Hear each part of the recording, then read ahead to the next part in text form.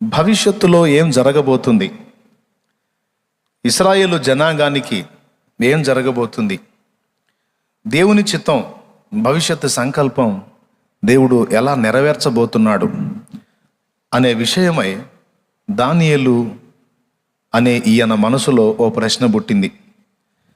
ఆ ప్రశ్న ఆయన మనసులో ఉంది. దేవుడు ఆయనకు కొన్ని దర్శనాలు ఇచ్చాడు. మనలో దేవుని సంబంధమైన సంగతులను గురించి ఆలోచన ఉంటే ఆయన సంకల్పాలు మనకి దేవుడు దర్శన రూపంలో బయలుపరిచే అవకాశం ఉంది. అట్లా దానియేలుకి దేవుడు కొన్ని విషయాలు బయలుపరిచాడు. కానీ వాటి అర్థం ఏంటో దానియేలుకి తెలియలేదు. తెలియనప్పుడు దానియేలు తాను చూసిన దర్శన భావాన్ని తెలుసుకోవడానికి ప్రార్థన చేశాడు. ప్రియులారా, మనకి 2 విధాల దర్శనాలు వస్తాయి. స్వప్న దర్శనం అంటే కలలో కూడా కొన్నిసార్లు గూఢ భావాలతో దేవుడు మాట్లాడతాడు. కళ వచ్చినప్పుడు దాన్ని అర్థం చేసుకోవడానికి మనం ప్రయత్నిస్తూ ఉంటాం. కొన్నిసార్లు మనకి స్పష్టంగానే అర్థమైద్ది, కొన్నిసార్లు ఎంత జుట్టు పీక్కున్న అర్థం కాదు. ఎందుకని అర్థం కాదు? కొంతమంది నేను నీకు కళ చెబుతా కానీ నాకు అర్థం చెప్తావా అని ఇతరులకి చెప్తా ఉంటారు. పాత నిబంధనలో మనం చూస్తే ఒక వ్యక్తి కలగంటే ఆ కళకి అర్థం చెప్పేటువంటి శక్తి కూడా గాడ్ గిఫ్ట్, అదొక వరం. ఆ వరం అనేది దానియేలుకి మరియు యోసేపుకి ఉన్నట్టు మనకి స్పష్టంగా అర్థమవుతుంది. ఫరో కన్న కళ ఫరోకే అర్థం కాలేదు. నెబుకద్నెజరు కన్న కళ నెబుకద్నెజరుకి అర్థం కాలేదు, అసలు కళ కూడా గుర్తులేదు. దానియేలు కళ చెప్పాడు, ఎవరిది? నెబుకద్నెజరు కన్న కళ చెప్పాడు, దాని అర్థం కూడా చెప్పాడు. యోసేపు ఫరో కన్న కళకి అర్థం చెప్పాడు, 7 ఏండ్లు కరువు రాబోతుందని. సో దీన్ని బట్టి ఏం అర్థమవుతుందంటే కళ ఒక వ్యక్తి కంటే దాని అర్థం కూడా తెలుసుకోవటానికి దేవుణ్ణి ఆశ్రయించాలి. స్వప్న దర్శనం కానీ మామూలు దర్శనం కానీ ఇచ్చిన దేవుడు దాని భావాన్ని మనం ఎరుగునట్లు ఆయనే మనకి బయలుపరచాలి తప్ప మనంతటా మనం దాన్ని అర్థం చేసుకోవడానికి ప్రయత్నిస్తే కొన్నిసార్లు తేడా పడేటట్లు సాతాను మనల్ని మోసం చేసే అవకాశాలు కూడా లేకపోలేదు. దేవుడైతే గూఢభావాలతో స్వప్నంలో చూపిస్తాడు. సంగతి మరుగు చేయుట దేవునికి ఘనత, సంగతి శోధించుట రాజులకు ఘనత. కాబట్టి నాకు కూడా చాలా సందర్భాల్లో అలాగ దర్శనాలు దేవుడు చూపించినవి తర్వాత నెరవేరటం నేను నా జీవితంలో కొన్ని ఎరుగుదును. స్వప్న దర్శనాలు, మామూలు దర్శనాలు కూడా. అట్లాగా దానియేలుకి దర్శనం వచ్చింది, కానీ దాని భావం అర్థం కాలేదు. కానీ ఒకటైతే తనకు అవగాహన ఉంది, ఏంటంటే ఇది ఫ్యూచర్ని గురించి నేను అడిగినప్పుడు దేవుడు నాకు చూపించిన సంగతి. కాబట్టి ఖచ్చితంగా దీని అర్థం నేను తెలుసుకోవాలని అతడు అన్నాహారాలు విసర్జించి ఉపవాసం ఉండి ప్రార్థనలో ఉన్నాడు. ప్రార్థనలో ఉంటే ఆయన మోకాళ్ళలోని ప్రార్థన మొదలుపెట్టాడు. ప్రార్థన స్టార్ట్ చేసిన రోజే అది దేవుని సన్నిధిలో వినబడినప్పుడే దేవుడు గాబ్రియేలుతో మాట్లాడాడు. నా దాసుడైన దానియేలు భవిష్యత్తు సంఘటనలను గురించి తెలుసుకోవాలని ఆశ కలిగి ఉన్నాడు, దర్శన భావాన్ని గ్రహించాలని ఆశ కలిగి ఉన్నాడు. అందుకొరకు అతడు ఇదిగో నన్ను ఆశ్రయించి ప్రార్థన చేస్తున్నాడు, నన్నే అడుగుతున్నాడు, దేవా దాని అర్థం చెప్పు అని. గాబ్రియేల్ వెళ్ళి నాకు బహుప్రియుడైన దానియేలుకి దాని అర్థం చెప్పమన్నాడు. దానియేలు మహాజ్ఞానవంతుడండి. జ్ఞానవంతులందరినీ మనం పరిగణలోకి తీసుకుంటే దానియేలుకి చాలా సంగతులను గూర్చినటువంటి విషయాలు తెలుసట. దేవుడే అన్నాడు. సాతానుని గురించి దేవుడు మాట్లాడుతూ యెహెజ్కేలు గ్రంథం 28వ అధ్యాయంలో నీవు దానియేలు కంటే జ్ఞానవంతుడవు అన్నాడు. అంటే దానియేలు సామాన్యుడు కాదని అర్థం. అంటే దానియేలుకి ఏది మరుగై ఉండదు. మోకాళ్ళు వేసాడంటే అన్నీ దేవుడు బయలుపరుస్తాడు దానియేలుకి. బాగా గ్రహించండి. ఒక ప్రాముఖ్యమైన మాట మీకు అందిస్తా. స్తోత్రం చెప్పండి. ఇక్కడ గాబ్రియేలు దూత దానియేలు ప్రార్థనకి జవాబు తీసుకొని వస్తుంటే పారసీకుల రాజ్యాధిపతి 21 దినములు నన్ను అడ్డగించాడు అని ఉంది. గాబ్రియేలు అన్నాడు. ఎన్ని రోజులు అడ్డగించాడు? 21 రోజులు అడ్డగించాడు. ఇక్కడ గమనించాల్సిన విషయం ఏంటంటే మన ప్రార్థనకు దేవుడు జవాబు పంపితే ఆ జవాబు మనకు అందకుండా సాతాను అడ్డగించే అవకాశం ఉందా? దేవుడు మనకు పంపే జవాబుని సాతాను అడ్డగిస్తాడా అన్న ఒక ప్రశ్న మనం రాసుకుంటే అక్కడ మనకు కనబడుతుంది వాడు అడ్డగించాడు అని. సాతాను కాదు కదా, పారసీకుల రాజ్యాధిపతి అని ఉంది కదా, మరి సాతానాన్ని ఎందుకు అంటున్నావు నువ్వు అన్నది ఒక ప్రశ్న. ఎందుకంటే పారసీకుల రాజ్యాధిపతి వాస్తవంగా అప్పటి కాలంలో దానియేలు 10లో కొరేషు ప్రస్తావన ఉంది. కొరేషును గురించి యెషయాలో కొన్ని ప్రవచనాలు ఉన్నాయి. కొరేషు నా మంద కాపరి, నా చిత్తము నెరవేర్చువాడా అని కొన్ని మాటలు ఉంటాయి. కొరేషును గురించి కొన్ని మంచి సంగతులు దేవుడు మాట్లాడతాడు అక్కడ. మీలో ఎంతమంది యెషయా గ్రంథంలో ఆ మాటలు చదివారో నాకు తెలియదు, చదివితే సంతోషం. సరే, పారసీకుల రాజ్యాధిపతి పారసీకుడైన కొరేషు అప్పుడు.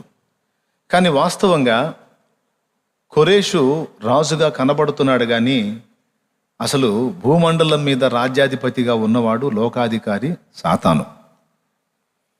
సాతాను దానియేలు బబులోనులో ఉన్న కాలంలో వాడు సింహాసనం బబులోన్లోనే వేశాడు.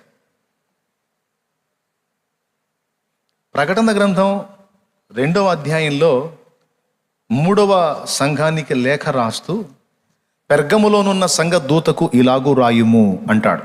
వాడి అయిన రెండంచులు గల ఖడ్గము గలవాడు. రైట్, అదే కదా. అతను ఆ పెర్గములోనున్న సంఘపు దూతకు రాస్తూ సాతాను సింహాసనమున్న స్థలములో నీవు ఉన్నావు అంటాడు. సాతాను సింహాసనం పెర్గములో ఉందా? సాతాను సింహాసనమున్న స్థలములో నీవున్నావు అంటే సాతాను తన సింహాసనాన్ని ఎప్పుడూ ఒకే ప్లేస్లో ఉండి పాలించడు అని గుర్తుపెట్టుకోవాలి. దేవుడు వెలుగు రాజ్యమునకు అధిపతి అయినట్టు సైతాను చీకటి రాజ్యాధిపతి. దేవునికి కూడా దూతలు, సైన్యము, సమూహము ఉన్నట్టు సాతాను కూడా అంధకార సంబంధులకు దూతలు, సైన్యం ఉంది, సమూహములు ఉన్నాయి. దేవుడు పరిపాలన పెట్టినట్టే సైతాను కూడా ఒక పరిపాలన పెట్టాడు. దేవునిదేమో వెలుగు సామ్రాజ్యం అయితే సైతానుది అంధకార సామ్రాజ్యం. ఈ అంధకార సామ్రాజ్యాధిపతి ఎప్పుడూ ఒకే చోట ఉండి పరిపాలించడు.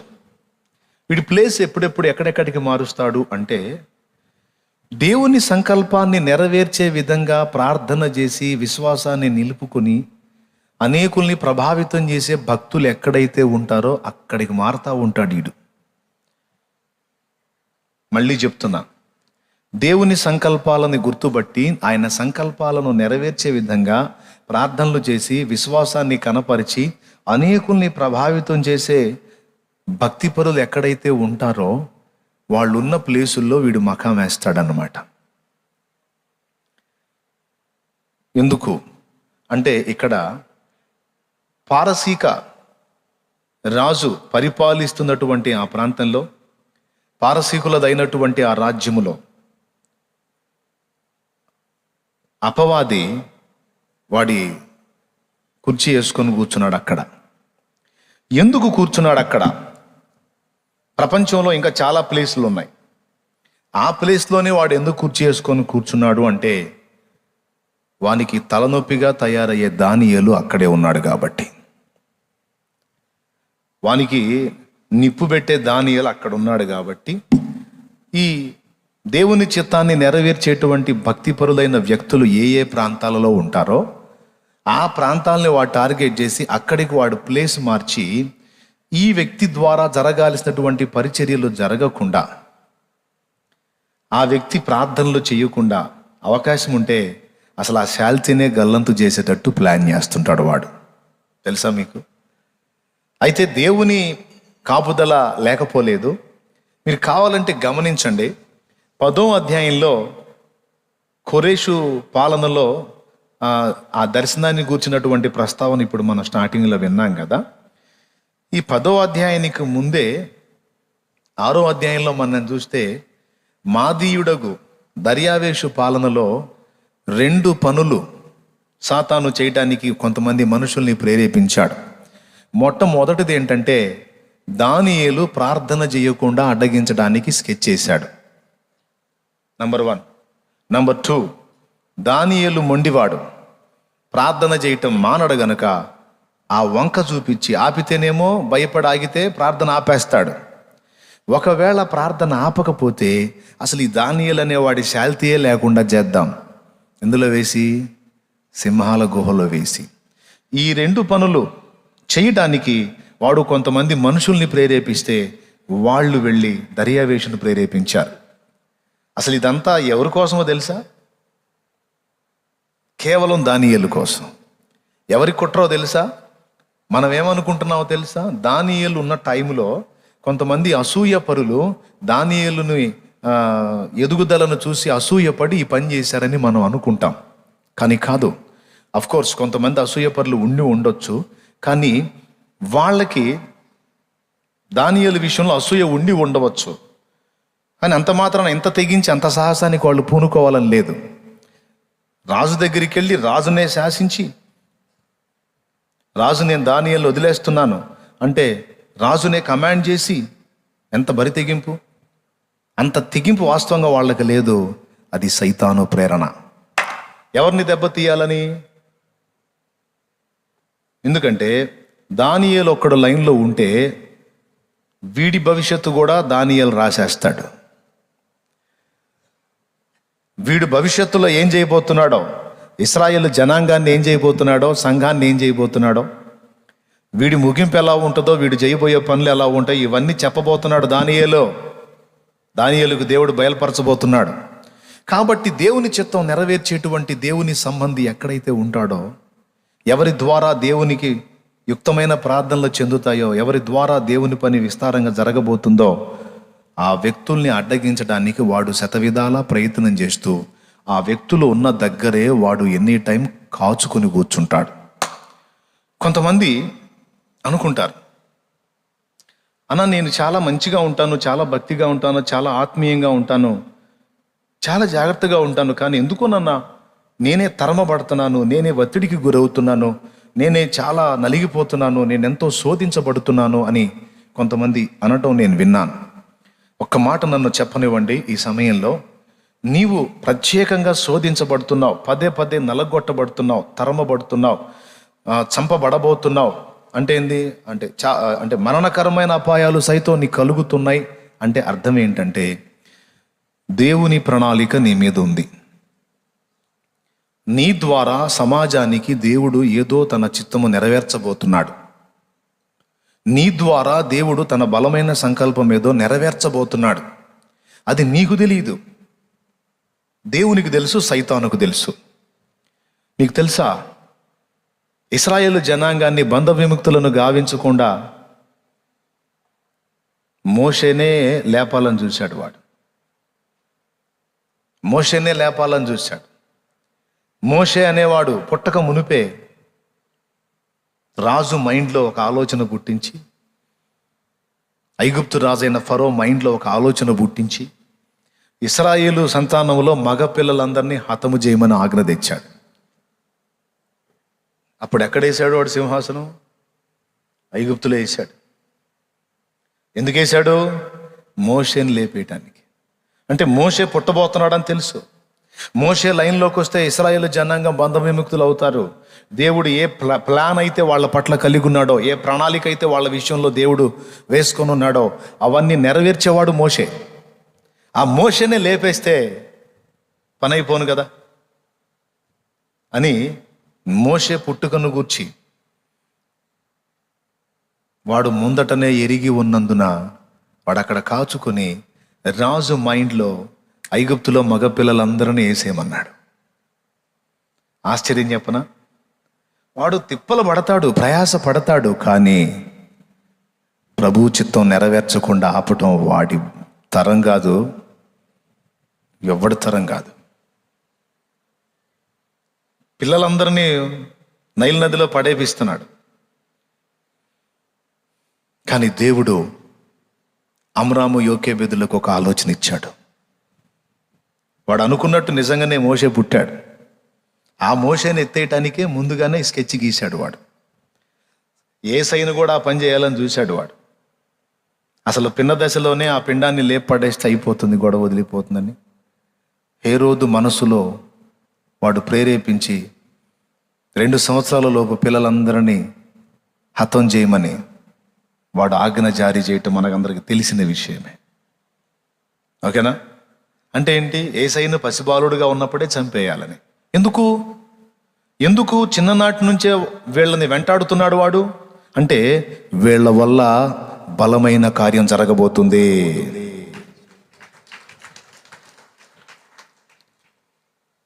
పదే పదే వ్యసనాల్లోకి నిన్ను నెట్టడానికి చూస్తాడు, పాపంలోకి నిన్ను నెట్టడానికి చూస్తాడు, ఆకర్షణీయమైనవన్నీ నీ ముందుకు తెచ్చి పెడతాడు.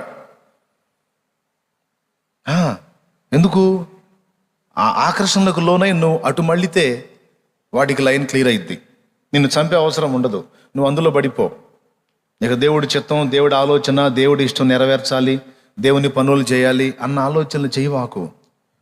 ఇదిగో ఈ చూపించా కదా నీకు బిస్కెట్లు, ఈ బిస్కెట్లు తింటా అట్టబడి ఉండు అని నీకు తరచుగా పదే పదే ఆ ఆకర్షణీయమైనవి ఎదురు వస్తున్నాయి, నీకు అందుబాటులోకి వస్తున్నాయి, పదే పదే నీకు అవకాశాలు దొరుకుతున్నాయి అంటే నిన్ను దారి మళ్లించడానికి వాడు స్కెచ్ గీశాడని అర్థం. ఎందుకు అంటే నువ్వు అటు ఆకర్షింపబడకుండా ఇటు దేవునిలో అటాచ్ అయి ఉంటే నీ వల్ల వాడికి చాలా ప్రమాదం ఉంది. వాడికంటే వాడి వ్యవస్థకి, వాడి రాజ్యానికే ప్రమాదం ఉంది నీ వల్ల. అంటే 2 విధాలా నిన్ను ఎఫెక్ట్ చేయడానికి చూస్తాడని చెప్తున్నాను. మొదటిది, శ్రమల చేత నలగొట్టి అవకాశం దొరికితే నీ శాల్తి లేపటానికి కూడా తరచుగా మరణాపాయాలు నీకు వచ్చేటట్టు చేస్తాడు. ఎందుకు ముందే ఈ పని చేస్తున్నాడు వాడు అంటే, నువ్వు ఉన్నావనుకో వాడికి డేంజర్, చాలా ప్రమాదం. అందుకని అసలు నీకు శాల్తీయే లేకుండా చేయడానికి స్కెచ్ గీస్తాడు, మొదటిది. రెండవది, ఒకవేళ ఆ అవకాశాలు వాడికి చిక్కకపోతే ఫస్ట్ ఆకర్షణలు, శ్రమలు, చావు ఒకటైతే ఆకర్షణలు చూపించి నీ దృష్టిని మళ్లించడానికి శాంసన్ని మళ్లించినట్టు. గమనించారా మీరు? శాంసన్ అంటే సంసోను ఫిలిస్తీన్లకు కొరకరాని కొయ్య. మనిషి చూస్తేనేమో మామూలుగానే ఉన్నాడు, చేసే పనులేమో గంభీరంగా ఉన్నాయి. పోనీ ఒక 20 అడుగులు పొడు, ఒక 10 అడుగులు వెడల్పు ఉండి ఇంతంత కండల వీరుడైతే ఆ గొప్ప బలం అతని కండల్లో ఉంది అనుకోవచ్చు వాళ్ళు. మనిషి చూస్తేనే మామూలుగానే ఉన్నాడు, కానీ గాడిద దవడ ఎముకతో 1000 మందిని చంపాడు. కత్తులు కటార్లు లేవు. కత్తులు కటార్లు ఉన్నోళ్ళనే గాడిద దవడ ఎముక తీసుకొని 1000 మందిని. వాళ్ళకి అర్థం కాల, అరే మనిషి చూస్తే మామూలుగానే ఉన్నాడు, వీడేంది రెట్ట చేస్తున్నాడు అని జుట్టు బీక్కున్నారు. ఆలోచన చేశారు. 300 నక్కలు పట్టుకొని తోకలు కట్టేసి కాగడాలు ముట్టించి వాళ్ళ చేలనే దగలబెట్టాడు. అరే ఒక నక్కే చెక్కదు మనకి, అసలు 300 నక్కలు ఎట్ట చిక్కినాయి, వాటి తోకలు దివిటీలు ఎట్ట ముట్టించాడు, వాళ్ళ చేలు ఎట్ట నాశనం చేశాడు అర్థం కాదు మనకి. సంసోను ఎగిరి మీదకు దూకిన సింహాన్ని అలా మేకపిల్లను పట్టుకొని అలా 2గా చీల్చి పక్కన పడేశాడు. మనిషి చూస్తే మామూలుగానే ఉన్నాడు. వాళ్ళకి అర్థం కాల ఈ గొప్ప బలము దేనిలో ఉన్నదో మనం ఎరుగునట్లు. అతని గురించి మనం తెలుసుకుందాం, ఏం చేద్దామని వెతికి వల పన్నారు. ఏంటి వల అంటే, అతడికి ఏవైతే బలహీనతలు ఉన్నాయో, అతడి వీక్ పాయింట్స్ ఏంటి, ఒక్కొక్కడికి ఒక్కొక్క రకమైన వీక్నెస్ ఉంటుంది. ఆడాళ్ళకు ఉంటుంది, మగాళ్ళకు ఉంటుంది. బయటికి కనపడే జీవితాలు కాదు అందరి. అర్థమైందా? ఆపద వచ్చినప్పుడు, అవసరం వచ్చినప్పుడు మాత్రమే ప్రతి మనిషిలో 2వ మనిషి బయటకు వస్తాడంట. అవసరం వచ్చినప్పుడు, అవకాశం వచ్చినప్పుడు. సూక్తి బాగుంటుంది, రాసుకో. అవసరం వచ్చినప్పుడు, అవకాశం వచ్చినప్పుడు మాత్రమే ప్రతి మనిషిలో 2వ మనిషి బయటకు వస్తాడంట. అవకాశం లేదు, చాలా జాగ్రత్తగా ఉన్నట్టుగా కనపడతాడు. అవసరం లేదు, చాలా పర్ఫెక్ట్గా ఉన్నట్టు కనపడతాడు. అవసరం వచ్చింది, అప్పుడు అసలు రూపం బయటపడింది. అవకాశం వచ్చింది, అప్పుడు ఆ వ్యక్తిలో లోపల దాగున్న మరొకడు బయటకు వస్తాడు. లేడీస్ అయినా జెంట్స్ అయినా ఎంతమంది ఒప్పుకుంటారు? వాస్తవమే. జీవితాన్ని కాసి వడపోసిన వాళ్ళు చెప్పిన సూక్తులు బయటికి కనపడేంత పరిశుద్ధులమా? రహస్య జీవితంలో ఎవరికోళ్ళు ఆలోచన చెప్పండి. రహస్య జీవితంలో కూడా నువ్వు ఇలానే ఉన్నావా నాకు కనపడినట్టే? కష్టం. లైవ్లో ఉన్నారా ఎవరన్నా? దేవునికి మహిమ కలుగును గాక. చాలా ముఖ్యమైన విషయం, జాగ్రత్త గుర్తుపెట్టుకోవాలి. ఏం చెప్పాను? 2 సంగతులు. అవసరం వచ్చినప్పుడు, అవకాశం వచ్చినప్పుడు మాత్రమే ప్రతి మనిషిలో రెండో వ్యక్తి బయటకు వస్తుంది. కాబట్టి ప్రతి వాడికి ఒక వీక్నెస్ ఉంటుంది. శాంసన్కు ఉన్న వీక్నెస్ ఏంటంటే స్త్రీలోలత్వం. స్త్రీలోలత్వం అనేది పాప మతంలో ఉంది. అదొక బలహీనత. వేశ్యాలోలుడుగా ఉన్నాడు. వాళ్ళ దగ్గర ప్రేమ వెతికాడు, దొరకలేదు. అప్పుడు దెలీలా అనేటువంటి స్త్రీ దగ్గర ఇతను ఆశించిన ప్రేమ ఉన్నట్టు కనపడింది. అర్థమైందా? కొంతమంది అంటారు కదా, నీకోసం చచ్చిపోతాను, నీకోసం అట్టయిపోతాను, నీకోసం ఇట్టయిపోతాను, మట్టి అయిపోతానని. ఒట్టిదే. ఈడే మట్టి చేస్తాడు, లేదా ఆమె మట్టి చేసి. నమ్మలేం. మిమ్మల్ని ఎవరిని ఉద్దేశించి నేను అంటల్లా. అందరి ప్రేమలు కూడా తాత్కాలికమైనవే. నిజంగా మన కోసం ప్రాణం పెట్టిన ప్రేమ ఒక అగాపే, యేసయ్య ప్రేమ మాత్రమే. ఇక ఎవరి దగ్గర కూడా నువ్వు నిజమైన ప్రేమని పొందలేవు సోదర. అంత అవసరాల కోసం, అక్కర్ల కోసం ఎవరిదోళ్ళు నటన చేసుకోవటం తప్ప. అన్న ఊరుకున్న నటనేందన్నా, నటన అనకూడదన్నా, ప్రేమలు ఉంటాయన్న అంటే లేదు. నేను కాదు, పౌలు అన్నే చెప్పాడు, ఈ లోకపు నటన గతించుచున్నది అన్నాడు. కాబట్టి నేను నమ్మను, మీరు కూడా నమ్మొద్దు లోక ప్రేమల్ని. ఒక యేసయ్య ప్రేమని మాత్రం పిచ్చిగా నమ్మేయండి, బాగుపడతారు. స్తోత్రం. వెళ్ళాడు, ఆమె పంచన చేరాడు. అప్పటిదాకా అదను చూస్తున్నారు. ఎప్పుడైతే దెలీలా దగ్గరికి చేరాడో దొరికిందిరా. వాడి వీక్నెస్ ఏమిటో మనకు అర్థమైంది. సంసోని ఎలా వేటాడారు వాళ్ళు, ఎలా వెతికారు అంటే అతని వీక్నెస్ని గుర్తిరిగే పనిచేశారు. సైతాను మనల్ని దెబ్బతీయటానికి, ఫస్ట్ చెప్పాను, శ్రమలతో అసలు చంపడానికే చూస్తాడని. తప్పించుకుంటే మనం దేనికైతే ఆకర్షింపబడతామో అవి మనకు అందేటట్టు చేస్తాడు. అంటే దొంగని పట్టుకోకుండా కుక్కకి బిస్కెట్ వేసినట్టు అన్నమాట. డైరెక్ట్గా సింపుల్గా చెప్పాలంటే మీరు చెప్పండి మళ్ళీ.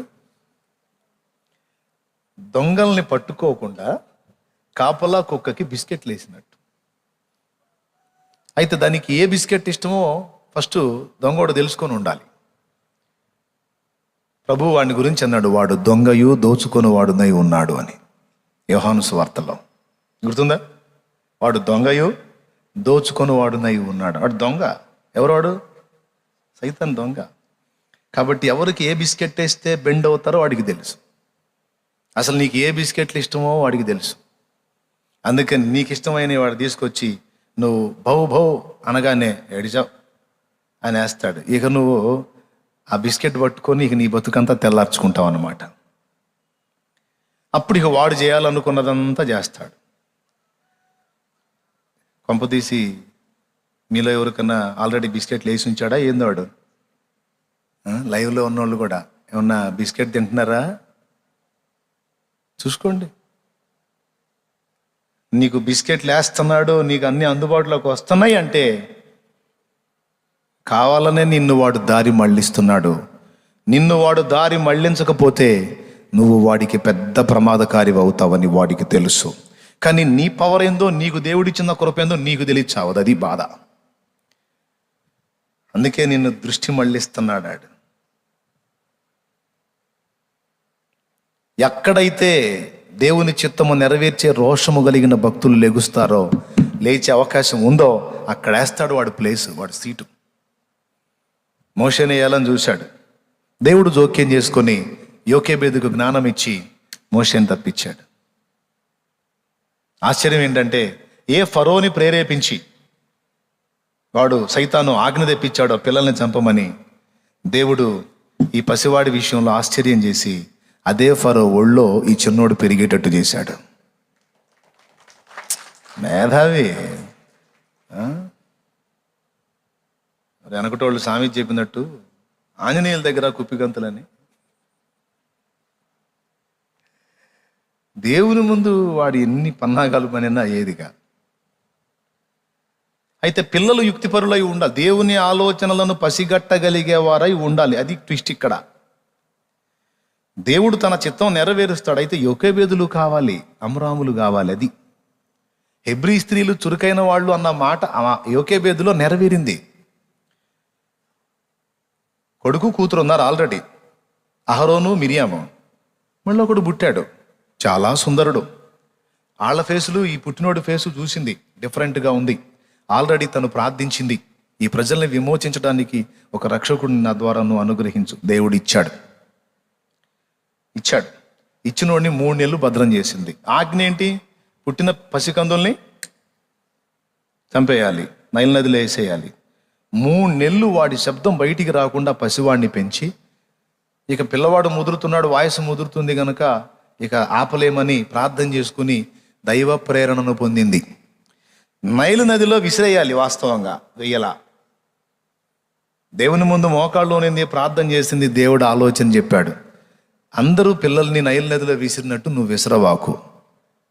మరేం చేయాలి ప్రభు? జమ్ముతో బుట్ట చేసి దానికి కీలు పూసి బొడ్డోడిని అందులో పెట్టి నువ్వు అందులో వదులు, నేను చూసుకుంటా. దేవుడి ఆలోచన కాకపోతే, దేవుడు ఆలోచన ఇవ్వకపోతే, అందరూ ఒక విధంగా చేస్తుంటే యోకేబేదు మాత్రమే భిన్నంగా ఎందుకు చేసింది? ఆలోచించారా? ఆమె మాత్రమే ఎందుకు అట్లా రివర్స్గా చేసింది? డైరెక్ట్గా తీసుకెళ్ళి బిడ్డను వేసేయాలి అందులో, కానీ చక్కగా జమ్ము పెట్టి రెడీ చేసి అందులో బిడ్డను పెట్టి అది మూసేసి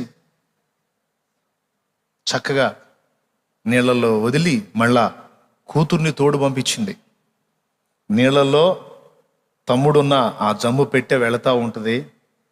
నాకు దేవుడు మాట్లాడాడమ్మా, ఆ చిన్నవాడిని నేను కాపాడుతానని.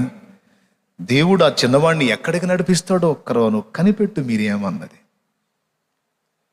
తల్లికి తగ్గ పిల్ల మిరియాం తక్కువది కాదు. నీళ్లలోనేమో జమ్ము పెట్టబోతుంటే ఒడ్డునేమో అక్కబోతుంది.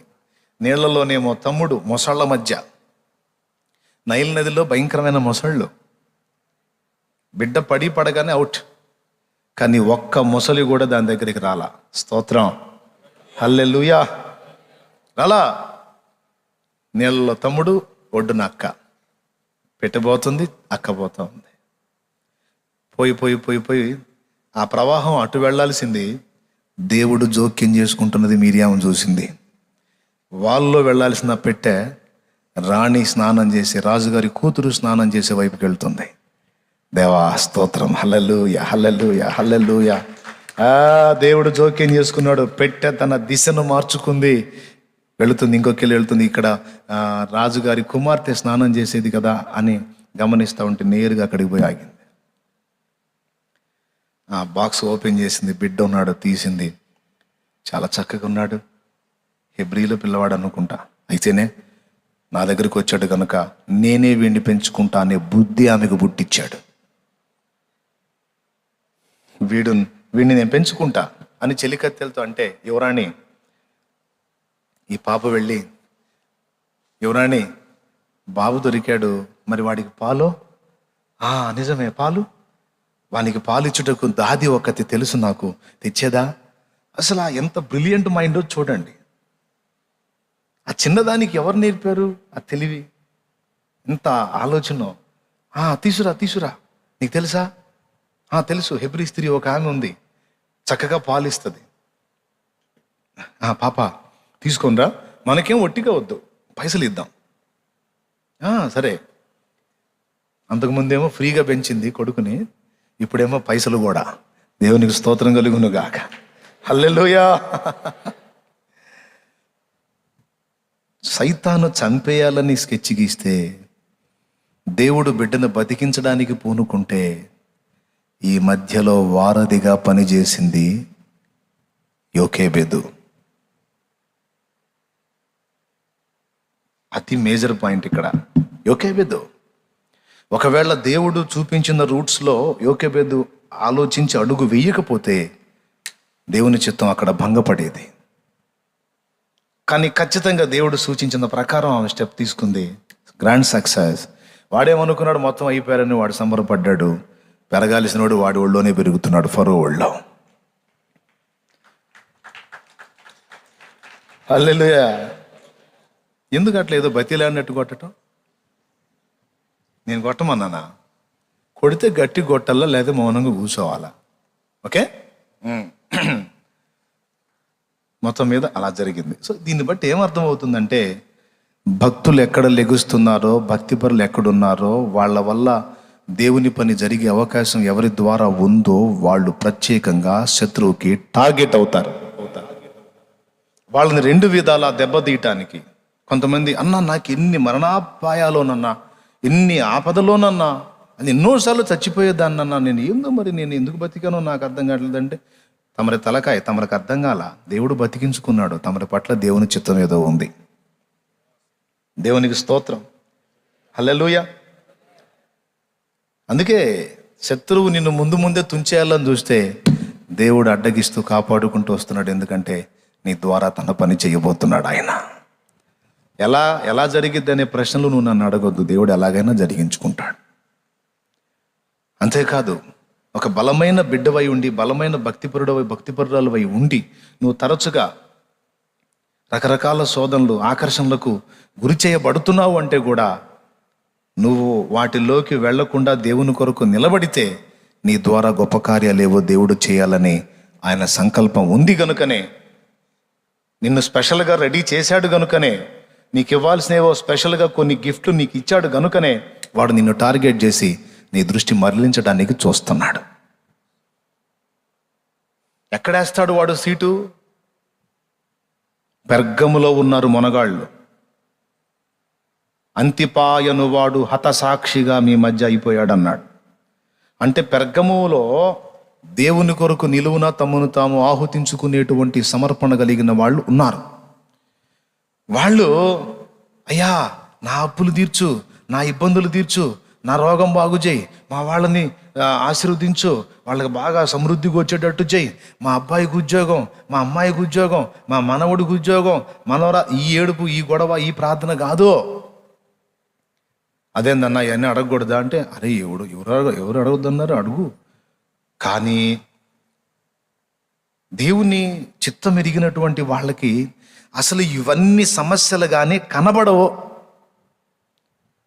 జస్ట్ ఆలోచనలో తేడా. దేవుని చిత్తం ఎరిగిన వాళ్ళకి, దేవుని సంకల్పాలు గుర్తుపట్టిన వాళ్ళకి భూ సంబంధమైన సమస్యలు అసలు సమస్యలుగానే కనబడవు. వాళ్ళ వ్యక్తిగత జీవితంలో కనబడవు, పట్టించుకోరు. అరే నీకు ఇన్ని బాధలు ఉన్నాయి కదా, వాటి సంగతి ఏంటంటే ఏముంది, అవన్నీ మామూలు, అవన్నీ తీసేస్తాడు, ఆయన ఉన్నాడుగా, ఆయన చూసుకుంటాడులే. మరి దేని గురించి నీ కన్నీరు, దేని గురించి నీ చింత అంటే, ఆయన చిత్తము భూమి మీద నెరవేర్చబడాలి, ఆయన రాజ్యము విస్తరించాలి, సాతాను గవర్నమెంట్ కూలిపోవాలి, దేవుని నామం మహింపరచబడాలి, దేవుని చిత్తం భూమి మీద సిద్ధించాలి, ఆయన సంకల్పాలు గుర్తుపట్టాలి, సమాజానికి నేను తెలియజేయాలి, సమాజాన్ని రక్షించాలి అనే ఆరాటం కలిగినటువంటి వ్యక్తులు. వీళ్ళకి ఇహ సంబంధమైన సమస్యలు అసలు సమస్యలుగా పట్టించుకోరు కూడా.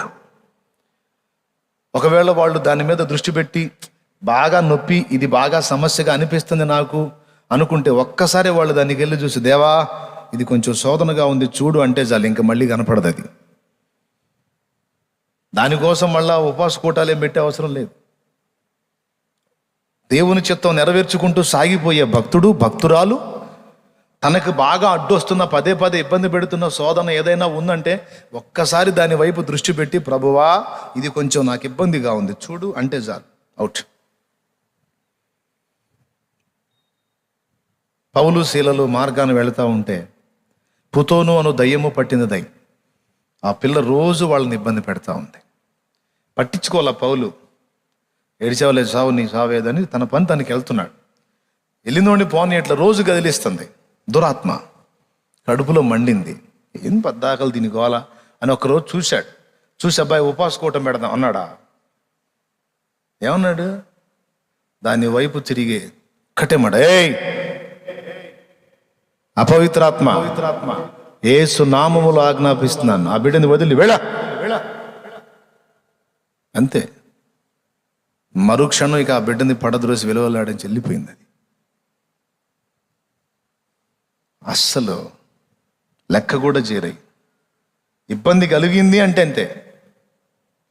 సెర్గి పౌలు అనేవాడి దగ్గర ఎలుమా అనేవాడు పౌలు సువార్త చెప్తుంటే అడ్డగించాడు. అయినా సరే వాడిని పట్టించుకోకుండా, సెర్గి పౌలు గారు మీరు వినండి, నేను చెప్పేది అతని మాటలతో ఎందుకులే కానీ నేను చెప్పేది వినండి అని మళ్ళీ మాట్లాడుతూ ఉన్నాడు. పాపం కష్టపడి సువార్త చెప్తున్నాడు. 2-3 సార్లు అడ్డగించాడు. వాడొచ్చి కడుపులో మండిపోయింది. ఏంది వీడు, ఏంది అసలు వీడి శోధన అని వాని వైపు తిరిగి, సమస్త నీతికి విరోధి, అపవాది కుమారుడా అంటే సైతాను కొడక, దేవుని తిందని మార్గంలో చెడగొట్టుట మానవ, కొంచెము కాలము నీ కళ్ళు కనపడకుండా సూర్యుని చూడక తడవలాడదుగా, గుడ్డివాడు అయిపోదుగా. కథం ఇంకంతే. మరుక్షణం వాడి కళ్ళు కనపట్టాల. ఇహ సంబంధమైనవి పట్టించుకునేంత, నేను వాటి గురించి ఆలోచించేంత గొప్పవి కావు అని ఆయన ఫీలింగ్. అర్థమైందా నేను చెప్పేది పాయింట్? ఎంతమందికి అర్థమైందో? మనం ఏవైతే అమ్మో అయ్యో అని గందరగోళం అయిపోతున్నామో, భక్తులు వాటిని అసలు సీరియస్గా తీసుకోవాలా. నేను దాని గురించి ఆలోచించేంత ఏముంది అది అసలు నాకు. కొన్నిసార్లు ఇంట్లో కూడా నా దగ్గరకు వచ్చి నా ఫ్యామిలీ చెప్పబోతారు, వాళ్ళ పరిస్థితి అలా ఉంది, వీళ్ళ పరిస్థితి ఎలా ఉందంటే, నేను వాటి గురించి ఆలోచించేంత గొప్ప సంగతులు కాదు నాకు చెప్పవాకంట. నాకు నువ్వు ఒక మ్యాటర్ చెప్పావు, నేను టైం కేటాయించి విని దాని గురించి ఆలోచన చేయాలంటే అది విషయం ఉండాలి. నువ్వు ఏది పడితే తీసుకొచ్చి నాకు సోది చెప్తావు ఏంది? వాళ్ళకి అట్లా అయిందంట, ఆ సమస్య అంటే ఇట్లా అంటే మోకాళ్ళు ప్రార్థన చేయబో ఏంది? నేను వినాలి అంటే దానికి తగ్గదై ఉండాలా, లేకపోతే నేను పట్టించుకున్నాయి. అర్థమైందా? నువ్వు దేని గురించి అయినా సరే కృంగిపోతున్నావు, బెంబేలు ఎత్తుతున్నావు అంటే ఇంకా పిన్న దశలో ఉన్నావని అర్థం. అసలు దాటి రావాలా. మన సైకాలజీ, మన ఆలోచన విధానం, మన మైండ్ అంతా కూడా దేవుని తలంపులతో అనుసంధానం కావాలి. కరడును పిలుచుచున్నది అన్నట్టు. ఆయన హృదయంలో ఏవైతే దొర్లుతున్నాయో తలంపులు, ఇక్కడ అయ్యే దొర్లాల. అప్పుడు నువ్వు దావీదువి, దేవుని చిత్తానుసారమైన మనస్సు గలవాడివి. హల్లెలూయా. ప్రియులారా, ఈ ముఖ్యాంశాన్ని దయచేసి మీరు మనస్కరించండి. ఎక్కడైతే ఎలాంటి భక్తులు ఉంటారో వాళ్ళ మీద వాడు దృష్టి పెడతాడు. అంతిపయ్యను వాడున్నాడు పెర్గములో, అంటే దేవుని కోసం ఇక వేరే ఆలోచన లేకుండా నిలువున తన ప్రాణాలు పెట్టగలిగేంత సమర్పణ కలిగినవాడు. అలాంటి వాళ్ళు అక్కడ ఉన్నారు అంటే సైతానుకు దెబ్బ. కాబట్టి ప్రస్తుతం భూప్రపంచం మీద ఎవడున్నాడు, దేవునితో లింక్ అయిన వాడు ఎవడున్నాడో వెతుక్కుంటాడు వాడు. దానియేలు కాలంలో దానియేలు కనపడ్డాడు. అందుకే దానియేలు ఉన్న ప్రాంతంలో వేశాడు మకాం. పెర్గము టైములో అంతిప అనేవాడు కనపడ్డాడు. అంటే హతసాక్షి మరణానికి సైతం సిద్ధమైనటువంటి వాళ్ళు, దేవుని కోసం చనిపోవటానికి కూడా రెడీ అయిపోయిన వాళ్ళు ఉన్న ప్రదేశం పెర్గం. అక్కడేశాడు మకాం. అర్థమైందా? ఈరోజు నీవు వాడికి ప్రమాదకారిగా మారే అవకాశం ఉంటే వాడు నీ దగ్గర వేస్తాడు మకాం. దురాత్మను పెడతాడు. డైరెక్ట్గా వాడే కూర్చోపోయినా వాడి బ్యాచ్ ఉన్నారు కదా సమూహాలు, వీడేందో కొంచెం కాస్త దేవుడి గురించి ఎక్కువగా ఆలోచిస్తున్నాడు, కొంచెం టార్గెట్ చేయండి. వీడేందో కొంచెం కాస్త ఎగురుతున్నాడు, కొంచెం వీడిని టార్గెట్ చేయండి. ఏమేందో కొద్దిగా దేవుని సంకల్పం ఏందో, దేవుడి చిత్తం అంటుంది, కొంచెం దృష్టించండి, చూడండి. ఛాన్స్ సిక్కితే శాలిటీ లేపండి, లేకపోతే ఆ శ్రమలో నలపండి దేవుణ్ణి వదిలేసేటట్టు. లేకపోతే ఏమన్నా బిస్కెట్లకు పడేటట్టు ఉంటే ఆ బిస్కెట్లు ఏదన్నా వేసి కూర్చోబెట్టండి పక్కన. అర్థమవుతుంది తమ్ముడు? చూడండి రా, ఒకసారి ఒక జోక్ చదివాను నేను. జోక్ కాదు అది, నిజమే.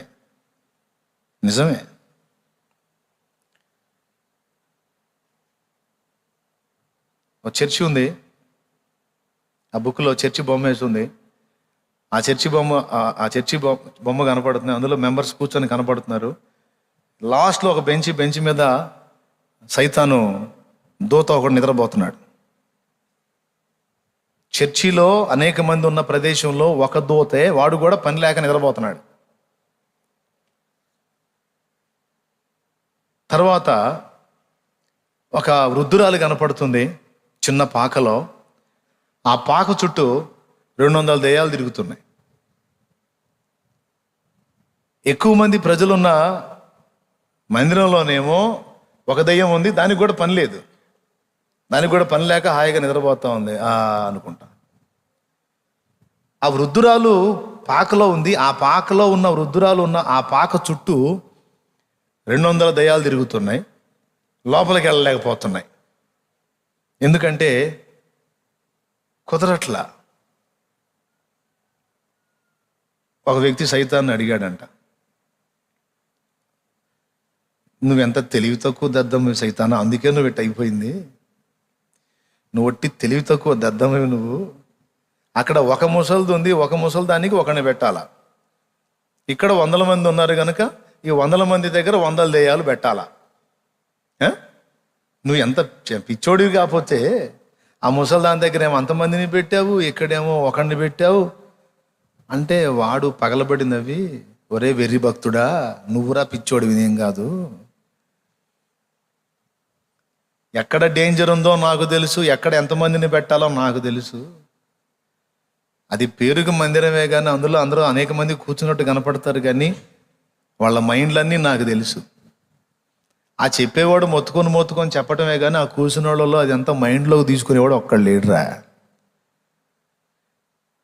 వాళ్ళంతా వింటారు, వదిలేస్తారు, లేదా అసలు వినరు.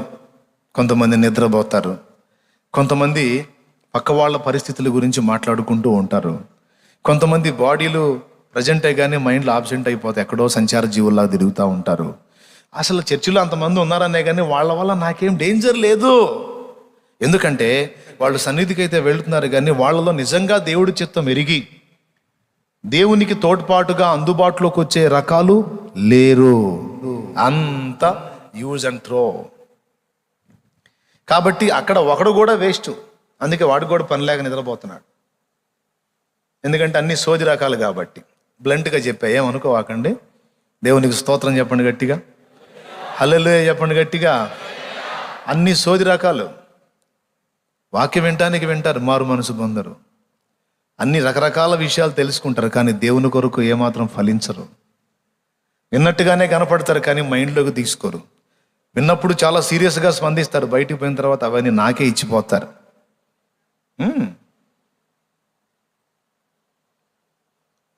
అదే రైల్వే స్టేషన్లో ఎంట్రన్స్లో చెకింగ్ ఉంటుంది. అక్కడ స్టేషన్లో టికెట్ తీసుకొని ఎక్కడికి వచ్చి ఇటు చూపించిపోయినట్టు. స్తోత్రం, హల్లెలూయా. రైలు ఎక్కేటప్పుడు వేడేవాడి దగ్గర తీసుకుంటాము, దిగి స్టేషన్లో అంటే బయటికి వెళ్ళేటప్పుడు ఎంట్రన్స్లో ఆ టికెట్ ఇస్తే ఆడు గేట్ తీస్తాడు పో అని. అట్లాగా గేట్ దగ్గర కూర్చుంటాడు లూసిఫర్ గాడు, లేదా ఆడు దయ్యాలు కొన్ని నిలబడతాయి.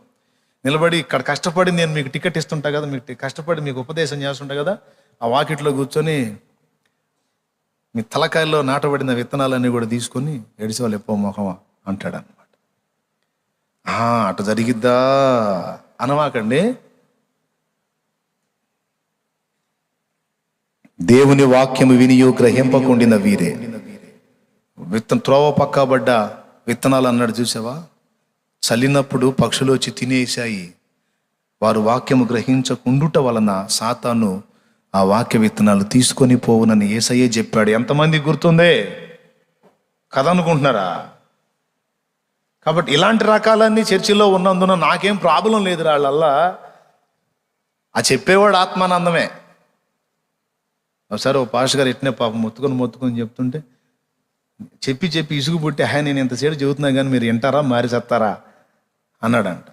కూర్చున్న వాళ్ళు ఒకళ్ళు లేచి, పాస్టర్ గారు మీరు చెప్పినట్టల్లా మేము మారితే ఇంక మీరు ఎవరికి చెబుతారండి, ఇంకెవరికి చెబుతారు? కాబట్టి మీరు చెప్పేది మీరు చెప్పాలి, మేం చేసేది మేం చేయాలి అన్నాడంట వెధవాయి ఒకడు. అట్లాగే అంత సోది రకాలు వాళ్ళంతా వాళ్ళ వల్ల నాకేం పెద్ద ప్రాబ్లం లేదు. కానీ ఈ ముసలిది ఉంది చూసావు, ఈ వృద్ధురాలు 200 దెయ్యాలు కూడా అలివి గాట్లా. మళ్ళీ మనిషి సరిగా నిటారుగా నిలవను కూడా నిలవలేదు. మళ్ళీ ఆ ప్రార్థన చేసి చేసి చేసి మనిషి మొత్తం వంగిపోయింది. నడుములు కూడా సరిగా పని చేయని ముసలి దాని దగ్గర 200 దెయ్యాలు కూడా అల్లాడిపోతున్నాయి. ఎందుకు అంటే ఈమె దేవుని చిత్తం ఎరిగింది. దేవుని సంకల్పాలు నెరవేరాలని మిగుల ఆశతో దేవుని కొరకు పని చేస్తున్న వృద్ధురాలు. ఏమెరా నాకు ప్రమాదం. చూసే వాళ్ళకి ఏం అర్థం కాదు ఈ సంగతి. నాకు డేంజర్ ఏమితో వాళ్ళతో కాదా అంతా అవన్నీ ఆఫ్ టికెట్లే, ఆఫ్ మైండ్. ఈ ముసలిది మామూలుది కాదు. ఇది ఒకవేళ మీరు జోక్గా తీసుకుంటే నేను చేయగలిగింది ఏం లేదు. సీరియస్గా తీసుకుంటే నీ మైండ్లో ఒక రోషం కలగాలి. నేను సాతానుకి ప్రమాదకరంగా మారాలి, నేను ఆ జాబితాలోకి చేరాలి. నా విషయమై వాడు ఆలోచన చేయాలి, వాడికి నిద్ర పట్టకుండా చేయాలి, వాడికి కునుకు లేకుండా చేయాలి, వాడికి నెమ్మది లేకుండా చేయాలి, అన్ని విధాల వాడితో పెట్టుకోవాలి, వాడిని కదిలించాలి, దేవుని చిత్తం నెరవేర్చాలి. దేవుని కొరకు రోషము కలిగి వివేకము కలిగి యుద్ధం చేయాలి, వాడితో తలపడాలి అనే కసి పట్టుదల మన మైండ్లోకి రావాలి. ఇప్పటికే నువ్వు టార్గెట్ అయి ఉంటే గుర్తుపెట్టుకో, దేవుడు నిన్ను ఒక ప్రత్యేకమైన ఉద్దేశం కొరకు రెడీ చేసుకున్నాడు. అది నీలో జరగకుండా దుష్టుడు అడ్డగిస్తున్నాడు. నేను చెప్తాను, కొంతమంది బలహీనతకు చిక్కినటువంటి వాళ్ళతో చెప్తాను, తమ్ముడు నువ్వు పర్ఫెక్ట్గా దేవుని కొరకు నిలబడితే చాలా పని జరిగిద్ది నీ వల్ల. అందుకని నువ్వు అలా నిలవకుండా సైతానుగాడు స్కెచ్ గీసి దెబ్బ కొడుతున్నాడు నిన్ను. నువ్వు దేవుని వైపుకు మళ్ళకుండా నిన్ను పాపంలో కూర్చోబెడుతున్నాడు. తమ్ముడు కళ్ళు తెరో, నువ్వు మేల్కున్నావంటే వాడికి పెద్ద శత్రువు అయిపోతావు నువ్వు. అందుకే నిన్ను తిరగకుండా పట్టాడు వాడు అని కొంతమందికి నేను చెప్పాను. నా మాట విని కొంతమంది మళ్ళుకున్నారు దేవుని వైపు. ఈరోజు దైవ జనులై సేవ చేస్తున్నారు గట్టిగా. కాబట్టి వాడు 21 రోజు దానియేలు ప్రార్థనకు జవాబు రాకుండా ఆపాడు. ఎందుకో తెలుసా? ఇట్లాంటి ప్రార్థనలు చేస్తాడని ఆడేశాడు మఖం. వాడు అసలు ఎందుకు వేసాడు తెలుసా మఖం అక్కడ? వాడు దానియేలు ఊరకొండడు, ఇట్లాంటి ప్రార్థనలు చేస్తుంటాడనే అక్కడ వేశాడు. మీరు కావాలంటే దానియేలు గ్రంథంలో దానియేలు ప్రార్థనలన్నీ మీరు చూడండి. అవన్నీ తన కొరకు ఉండవు అసలు. తన కొరకు ఒక్కటంటే ఒక్క ప్రార్థన కూడా మనకు కనపడదు. చూడు, రోజు యెరూషలేము తట్టు కిటికీలు తెరిచి మొర్ర పెడుతుంటాడు. ఇశ్రాయేలు జనాంగం కోసం, దేవుని చిత్తం కోసం. అవునా? తన పరిశుద్ధత కాపాడుకోవటం కోసం, దేవునికి ఇష్టడుగా స్థిరంగా ఉండటం కోసం ఆయన ప్రార్థనలన్నీ అంతే ఉంటాయి. సాటి వాళ్ళ ప్రాణాలు కాపాడటం కోసం రాజుగారు కల ఏందో అడిగాడు తప్పించి ఎక్కడన్నా దానియేలు తన స్వీయ విషయాల కోసం అడిగాడేమో చూడండి. పౌలు ప్రార్థనలు కూడా మీరు కనిపెట్టండి. పౌలు ప్రార్థనలు అన్నీ కూడా ఆయన చిత్తానికి అనుసంధానమై ఉంటాయి. విచిత్రంగా ఉంటాయి ఆయన ప్రార్థనలు. పౌలు అంత డేంజర్ కాబట్టే ఎన్నోసార్లు పౌలుని చంపాలని చూశాడు వాడు. తెలుసా మీకు? చంపాలని చూశాడు. పౌలు ద్వారా ఏమేమైతే దేవుడు చేయాలని నిర్ణయించాడో అవన్నీ అయిపోయిన తర్వాత అప్పుడు అవకాశం ఇచ్చి పౌలుని పిలుచుకున్నాడు పైకి. ఈరోజు ఈ వర్తమానం ద్వారా ఈ లైవ్లో ఉన్న వాళ్ళతో, మీతో, అందరితో కూడా పరిశుద్ధాత్మ మాట్లాడుతున్నాడు. మీరు ఏ స్థితిలో ఉన్నారో, ఆకర్షణల చేత మిమ్మల్ని బిస్కెట్ల చేత లాగుతుంటే నీ మీద ఏర్పాటుంది. ఒకవేళ శ్రమలతో పదే నలిపి నిన్ను అనేక పర్యాయాలు చావగొట్టడానికి ప్రయత్నించాడు అంటే, నువ్వు బతికి బట్టగట్టి తిరుగుతూ ఉంటే వాడికి ఏదో నీ వల్ల ప్రమాదం ఉంది. అందుకే నిన్ను టార్గెట్ చేశాడు. నీ ప్రార్థనలకు జవాబు ఆలస్యం అవుతూ ఉంది అంటే ఆ ప్రార్థనల్లో దేవుని సంకల్పం ఏదో ఉంది. 21 రోజు అడ్డగించాడు. అడ్డగిస్తే మిఖాయేలు వచ్చాడు లైన్లోకి. మిఖాయేలు వచ్చి గాబ్రియేల్ని తప్పించి, వీళ్ళ సంగతి నేను చూసుకుంటాను, నువ్వెళ్ళు, అని గాబ్రియల్ని పంపిస్తే 21 రోజు తర్వాత గాబ్రియల్ వచ్చి దానియేలుకు సమాధానం చెప్పాడు.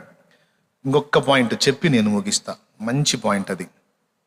ఏంటంటే, ఒక అంశాన్ని గురించి దేవుని సంకల్ప ప్రకారం, దేవుని చిత్త ప్రకారం ఒక అంశాన్ని గురించి మనం ఒకసారి ప్రేయర్ మొదలు పెట్టినప్పుడు దానికి అవుననో కాదనో లేకపోతే సమయం ఉందనో దేవుడు నీకు జవాబు ఇచ్చిందాకా ఆ విషయంలో ప్రార్థన చేయటం మనం ఆపకూడదు. ఆ దర్శనం చూపించావు, దాని అర్థం నాకు చెప్పవయ్యా అని కదా కూర్చున్నాడు కదా. కూర్చున్న తరువాత వెంటనే వాస్తవంగా జవాబు రావాలి. ఒక రోజు రాలా, 2 రోజులు రాలా, 3వ రోజు ఏమనిపిస్తుంది? విసుగు వస్తుంది. అయినా చేశాం. 4వ రోజు రాలా, 5వ రోజు రాలా, వారం రాలా, 10 రోజులు రాలా. ఇక మనం కూర్చుంటామా ఆ విషయంలో సమాధానం కోరి? స్తోత్రం చెప్పాలి గట్టిగా. ఇంకా కనిపెట్టుకొని కూర్చుంటామా? ఇంకా మళ్ళీ అడుగుతామా? చెప్పలేం. దానియేలు అట్ట కాదు, మొండి ఘటం. కూర్చున్నాడంటే దాన్ని తాడో పేడో తేలంది లేవడు, మొండోడు. అందుకే వాడు సైతాను గాడికి భయం దానియేలు అంటే. తలకాయ నొప్పి దానియేలు అంటే వాడికి. ఇన్ని చంపాలరా అనుకుంటాడు, కానీ చంపలేళ్ళే. ఆడేం చంపేది? వాడు బొంద. 21 రోజు వరకు వాడు అడ్డగించాడు. ఎందుకో తెలుసా? దానియేలు ఇక అడగటం మానేసి లేచి వెళ్ళిపోతాడని. విసుగు పుట్టి ఇక ఆ అంశాన్ని ఆపేసి ఇక ఆ ఆలోచనను పక్కన పెట్టేస్తాడని 21 days అడ్డగించాడు. మనమైతే అదే పని చేస్తుండే. ఏదో ఇక దర్శన భావం చెప్పమని ఇప్పటికి 1 వారం రోజుల నుంచి అడిగినా ఆయన ఏం చెప్పట్లేదుగా, ఇక దేవుడి చిత్తం కాదనుకుంటాలే, ఇక అంతే సంగతులు ఇక. కానీ దానియేలు అలా కాదు. దీని సంగతి నాకు తేలిందాకా నేను వదిలిపెట్టను ప్రభువా, నాకు నువ్వు చెప్పాల్సిందని మొండిగా కూర్చున్నాడు. నేను చెప్పనా, ఆ టైంలో వచ్చి బయలుపరిచిందే నేను మీకు ఎన్నోసార్లు చెప్పినటువంటి ప్రకటన గ్రంథ సంభవాలు. అవి ఆ గాబ్రియల్ వచ్చి చెప్పింది. ఆ చిన్న కొమ్ము గురించి, వాడు వచ్చి ఏమేం చేస్తాడు, రాజ్యాలు ఎన్ని రకాలు వస్తాయి, చివరికి వచ్చే రాజ్యం ఏది, ఏ రాజ్యంలోంచి వాడు వస్తాడు, ఏ ప్రాంతంలోంచి వస్తాడు, అప్పుడు ఇశ్రాయేలు గతి ఎలా ఉంటుంది, సంఘ పరిస్థితి ఎలా ఉంటుంది, 2వ రాకడ ఘట్టం ఎలా జరిగిద్ది, మెస్సియా రాక, అన్ని సంగతులు అప్పుడు తేటపరిచాడు. దేవునికి స్తోత్రం కలుగును గాక. హల్లెలూయా. గుర్తుందా? గతంలో చెప్పాను ప్రకటన గ్రంథాన్ని గురించి. ప్రకటన గ్రంథానికి వినాలి. ప్రకటన గ్రంథానికి కొన్ని విషయాలు మనకు అర్థం కాని సంగతుల్లో స్పష్టపరిచేదే దానియేలు గ్రంథం. ప్రకటనలో పజిల్లాగున్నది దానియేలు గ్రంథంలో మనకు ఓపెన్ అవుతుంది. దానియేలు గ్రంథంలో పజిల్లాగున్నది ప్రకటనలో ఓపెన్ అవుతుంది. ఇంకొకటి కూడా, దానియేలుకి దేవుడు అంత్యకాల సంభవాలు బయలుపరచాలి. అవి గ్రంథ రూపంలో దానియేలు అందుబాటులోకి తేవాలి. తర్వాత యేసుక్రీస్తు ప్రభు కన్యమరియ గర్భాన జన్మించి లైన్లోకి వచ్చి సువార్త ప్రకటన మొదలుపెట్టి మత్తయి 24లోకి వచ్చినప్పుడు శిష్యులు నీ రాకడకు యుగాంతానికి గుర్తులేవని అడిగినప్పుడు ప్రవక్త అయిన దానియేలు గ్రంథంలోని విషయాలు ఎత్తి చెప్పాలి. అర్థమైందా? ఇంత మ్యాటర్ ఉంది దానియేలు దర్శనం దగ్గర. మరి ఒకదానికొకటి లింక్ అయి ఉన్నాయి. ఇప్పుడు దానియేలు అందుకోలేదు, లేచి వెళ్ళిపోయాడు. మరి ఇక యేసయ్య ఏ వచనం చూపిస్తాడు? అప్పటి కాలపు యూదులకి చెప్పడానికి ఏ వచనం చూపిస్తాడు? దానియేలు అంటే కూర్చొని దర్శనం పొంది జవాబులు రాశాడు కాబట్టి దాన్ని ఎత్తి మాట్లాడాడు. లేకపోతే మత్తయి సువార్త 24లో ఉంది కదా, ప్రవక్త అయిన దానియేలు ద్వారా చెప్పబడినట్లు నాశన కర్మగు హేయ వస్తువు పరిశుద్ధ స్థలమందు నిలుచుట మీరు చూడగానే యోదయలో ఉండువారు కొండలకు పారిపోవాలని అన్న మాట అన్నాడు. ప్రవక్త యగు దానియేలు చెప్పినట్లుగా చెప్పాలంటే ముందు దానియేలుకు విషయం అందాలంటే నికరంగా కూర్చోవాలిగా. అందుకే కూర్చున్నాడు. ఒకవేళ 20 రోజులుండి దానియేలు లేచి వెళ్ళిపోయినట్టయితే ఎంత విషయం నష్టపోయేవాడు. అవునా? ఇందులో కూడా పాఠం ఏంటంటే, దేవుని సంబంధమైన విషయాలు కోరి మనం ప్రార్థన చేసినప్పుడు దాని నుంచి ఒక స్పష్టమైన సమాధానం మనం పొందుకోకుండా వదలకూడదు. గుర్తుపెట్టుకో, దేవుని చిత్త ప్రకారం నువ్వు చేసే ప్రార్థనలు కొన్నిసార్లు వెంటనే జవాబులు వస్తాయి, కొన్నిసార్లు దుష్టుడు అడ్డగించే అవకాశం కూడా ఉంది. కాబట్టి వదలకూడదు, మొండిగా ప్రార్థన చెయ్యి. దేవుడు జవాబిచ్చేంత వరకు నిరీక్షణతో పట్టుదలతో మొర్రపెట్టు. తర్వాత నీకు తరచుగా ఎదురయ్యేటువంటి పరిస్థితులు నీకు ఒక సాక్ష్యం ఇస్తున్నాయి, నువ్వు దేవుని ఏర్పాట్లో ఉన్నావని. నీ వల్ల దేవుని పని జరిగే అవకాశం ఉంది కనుకనే నీ మైండ్ దేవుని వైపుకు తిరగకుండా సైతాను తిప్పేస్తున్నాడని గుర్తుపెట్టుకొని నువ్వు ఎట్లా జాగ్రత్త పడతావో నీ ఇష్టం. మోషేని లైన్లోకి తీసుకొని రావటానికి యోకేబేదు చురుకుగా వ్యవహరించినట్లు నువ్వు కూడా దేవుని చిత్తం నెరవేర్చడానికి చురుకుగా వ్యవహరిస్తావో మొద్దులాగా కూర్చుంటావో నిర్ణయం నీదే.